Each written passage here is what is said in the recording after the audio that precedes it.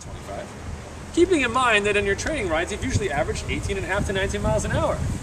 You did not get hit by the fast stick in the last week. There is nothing magical that has happened to you on race day. It's a result of your taper. It's a result of adrenaline. You're so happy to have survived the swim. You're out there on this bike.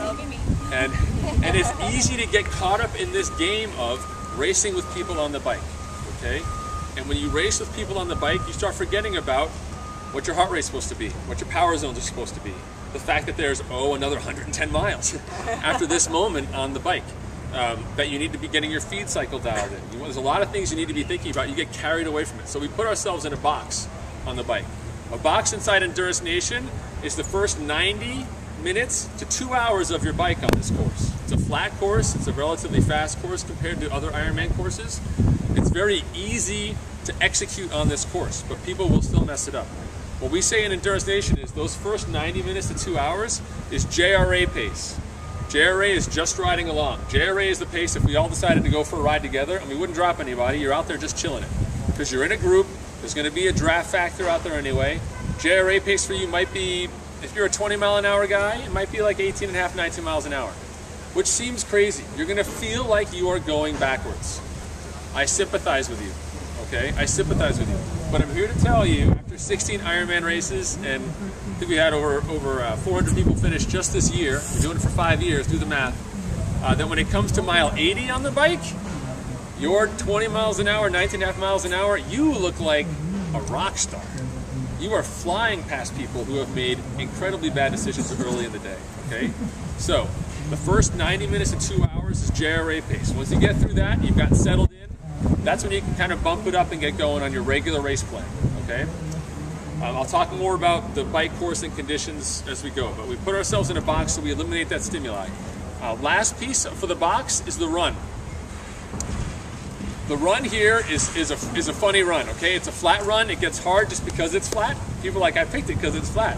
Bad news, flat runs are not so easy because you're using the same muscle groups, you're hitting the same place on your foot, there's no change in terrain. It starts to eat away at you. It's kind of a little bit like Chinese water torture. You know, there's some speed bumps out there, you're kind of like, ooh, I had to lift my leg up. That felt different. I had to go over something, you know, it's this big.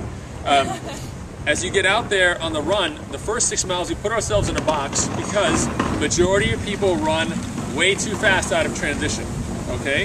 I have done this. I have done this myself. All of our people do it. In fact, it's one of the key things that we train in the last couple of weeks before a race is slowing yourself down appropriately, whether it's through proper pacing or forcing yourself to walk entire aid stations at a time to get your pace down so you're not elevating your heart rate before you get to the end of the run. My first Ironman was here in 2001. I was so excited to be off my bike. I made so many mistakes. I was so happy to be off my bike. I took off out of transition, flying, running way too fast. It wasn't until I got to mile 4 and I tried to drink out of my fuel belt, I couldn't get my bottle out, and I was like, what the heck's going on? What's wrong with my fuel belt? And that's when I realized that I had put my fuel belt on upside down. And I've been running with an upside down fuel belt for 4 miles. I was so excited in transition. I ran with it upside down. I put it on upside down. I ran with it upside down. I guess fuel belts are so new, nobody thought to tell me that it was upside down. They probably thought it was supposed to be on that way. But I wasn't even eating or drinking until mile 4, right? I mean, all the things you could possibly do wrong, I did wrong in that race, and I suffered for it. Those first 6 miles, we slow you down, and I'll get more into that in a minute. We slow you down because everyone else around you is running too fast. Take it easy. Let them go. Okay? Because your steady pace across the entire 26.2 miles is almost guaranteed to beat 90% of those people. The people who still beat you, if you pace your first 6 miles smartly and then run steady for the rest of the day, those people who still beat you across the board, they're fit people and they deserve to be faster than you on the day. They did it. But the majority of people take off too fast. So you'll get into transition. How many people here race with like a Garmin or you got some kind of GPS thing? You're gonna hit that watch and you're gonna take off out of transition. You're gonna be like running and you're gonna go beep. You know, you look at it and you're like, huh? Look at that. That was a 6:52 mile. There must be some kind of interference, right? That Air Force base is over there. Ain't no way I'm doing that. I'll just keep going. Next mile, like beep. You're like, oh, 7:04. Not so bad. I'll maybe I can just kind of roll with this, right? I'll see how long this lasts. Meanwhile, in training, you ran like 7:45s for your long runs, right? But out here, again, got that mojo going, you're getting a little carried away, and you'll hit the turnaround in the state park out there with a great time. You know, everyone has a really good 10K time in an Ironman. But those first 6 miles, once again, if you've done something wrong on the bike, or even if you haven't, those first 6 miles can end your overall Ironman goals right there. Because if you watch people, we bagged and tagged all of our people at Ironman Coeur d'Alene 2007. We had 30 people racing, and we got 24 of them with GPS. And we watched them go, and we tagged them, and we saw what happened. And our guidance coming out of that, in terms of how to have a faster Ironman marathon, was not to run so fast at the start of the Ironman marathon. Because the faster you ran at the beginning of that race, as compared to your overall average pace for the first 20 miles, the slower you went for those last 6 miles. Okay? Remember, 10-minute miles seems kind of slow in general. How many people here are thinking they're going to run 10-minute miles tomorrow? Be proud of yourself. It's all right. It's okay. All right, good. That's a fair number of you, okay? That's a good average pace in an Ironman. If you are running 10-minute miles, or 11-minute miles, or 12-minute miles in the last, 6 miles of an Ironman, you are what we call a rock star. You are a rock star, because by that time in the day, you are going to see all these fit people who are currently running like mile repeats super fast down the road, or biking with no helmet, all those people who are not here at this talk. Those people are going to be walking, okay? They're going to be hurting really, really badly. They're going to put themselves in a place from which they can't really get back from, okay? The end of an Ironman is a fundamental test of your will and your strength, but it's ultimately really a test of how well you execute.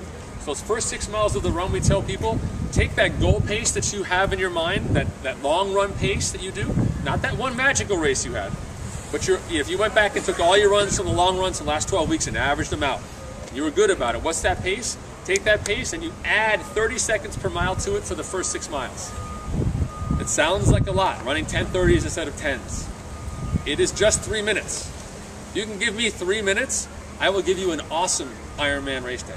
Okay, because I told you, tying a shoelace, or having a slight cramp, or having, dropping your nutrition out there on the run, whatever your problem might be, you make up that time instantly.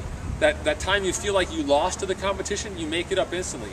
It's hard to assess it in a race because you're like, wow, that guy just jumped in front of me.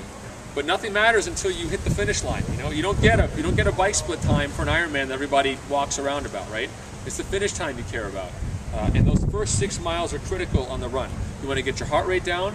You want to start assessing how you feel. Did you do a good job or did you do a bad job of fueling yourself on that run? Was riding 112 in the aero position without stopping, was that really a good idea?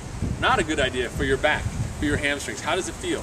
Again, you've got a perception of the marathon, then there's a reality of where you are. And those first 6 miles are critical about synchronizing those two, bringing them together, identifying where you are, and starting to fix your problems. Because the run is all about fixing your problems. How much food do you need? How much food can you take in?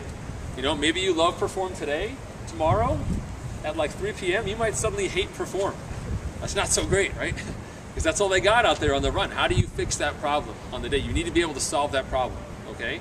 And you need to be aware of where you are. And if you've outrun your fitness, then there's literally nothing else you can do other than slowing down.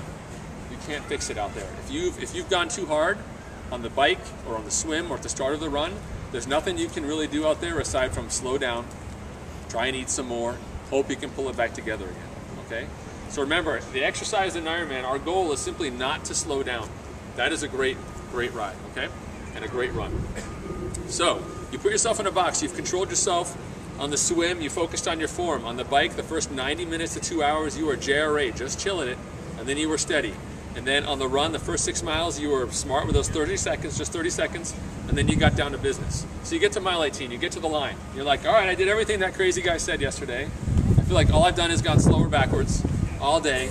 All 2,999 other people, they've apparently passed me.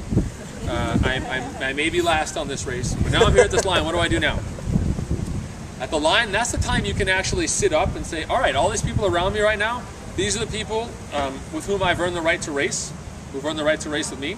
Now I'm going to get to work. And inside Endurance Nation, what we tell people to do is this is where you start counting people you're passing, okay? Get mentally engaged in your game, okay? Because on this course in particular, with all the turns back and forth across Front Beach Drive, you may only be 3 or 4 miles from the finish line. You are technically only a mile away. You can see the finish, you can see the buildings, but you can't get there from here. You have to go this way and then that way. and then over this way, and then this way, and then back over that way, and this way. It's very easy to get mentally lost on this course if you have not done it before. And on the run, the last 8 miles are critical, because if you can be involved in your run and be smart about your nutrition, and be focused on what you're doing, engaged, you will have a great last 8 miles of the run. And that is fundamentally the big differentiator for people at the end of their race, okay? So when we talk about at the end of the race, when you hit the line, it's your one thing, okay? So if you paced yourself well, you've done everything right, then the end of the race comes down to your one thing, okay? Because it all gets hard. We're all suffering, right? Whether you do a 9-hour Ironman or you do a 14-hour Ironman, it's hard. In fact, I would argue that the 14-hour Ironman is actually way harder than the 9-hour Ironman. But the point being that you're going to hit a point on your day where things get hard. We're hoping it's at mile 18 or later, right? Sometimes it happens earlier. I had it happen to me at like mile 72 here a couple years ago, like 2005. I was telling people at dinner last night, I had one of those races where I thought I was really fit and good. Like mile 72, I was riding and they got those drainage ditches out there. I was like, I could just ride my bike into that ditch and have a spectacular crash, and all my friends would feel sorry for me. I would go home a hero, and I wouldn't have to finish this race, which I have totally mucked up until this point in time. That was an instance where the line came too early, but if you pace yourself well, it comes at the end. And that's where you pull your one thing out. And that one thing is whatever that driving force has been for your race. Whatever it is that's gotten you up in the morning, has had you train for 9 months, whether you're racing in honor of someone, you're racing for yourself, you're racing whatever it may be, whatever that goal is for you, you have to bring that out at that point in time. And the key is you need to have that conversation now. You need to figure that out now. Because once you get past mile 18, your body becomes a very convincing negotiator. It's going to throw a cramp at you, you know? It's going to tell you like, well, it's okay if you walk this aid station. Look at that guy with the funny lights on his head. You know, his shirt says, you know, University of Pennsylvania. I love Pennsylvania. Let's talk to him. You start doing stuff, and in retrospect, you're like, what am I doing out here? It's very easy to get carried away and detracted from your goal, which is reaching that finish line, okay? I'm not saying that if you do get carried away that you're a bad racer. I'm just saying that there's a point in time in your Ironman day where things will take a detour. You didn't want to go on that side road. It looked sketchy to you at the start, but your car went that way. Now you got to figure it out. If you have your one thing, you can get back on track and you can be smart about your finish, okay? If you don't have that one thing, it becomes very, very hard. Because at the end of the day, if you pace yourself well, an Ironman is not technically that physically hard. If you've been steady on the swim and steady on the bike and you've done all your training and you're steady on the run, Ironman gets hard at the end of the day, but no one is falling over from like lactic acid overload or pulling up with a hamstring tear or something like that. We're just going as steady as we can across the whole day. And what it comes down to is mental capacity, because you will finish that race. Whether you've probably done a half already, but you've probably had those races where you finish and you said, oh, that was my time. I totally could be 15 minutes faster if I just didn't insert problem, right? You know, for me, I realized the last time I did Kona in 09, that I actually ran 8-minute miles. The problem was that at every aid station I spent more and more time there. I'm like, my Garmin says my running time was 8-minute pace. And I realized my aid station time was significantly slower. And by like mile 18, I was spending like 2 minutes in an aid station. That makes a 10-minute mile, no matter which way you slice it. And it was simply a function of me not being on my game. I had lost control of my race and I let it go at that point in time. I was not mentally engaged. So you need to have that one thing, okay? Whatever that one thing is, figure it out now, okay? I'll pause for a second. Where are the boxes of DVDs so people want to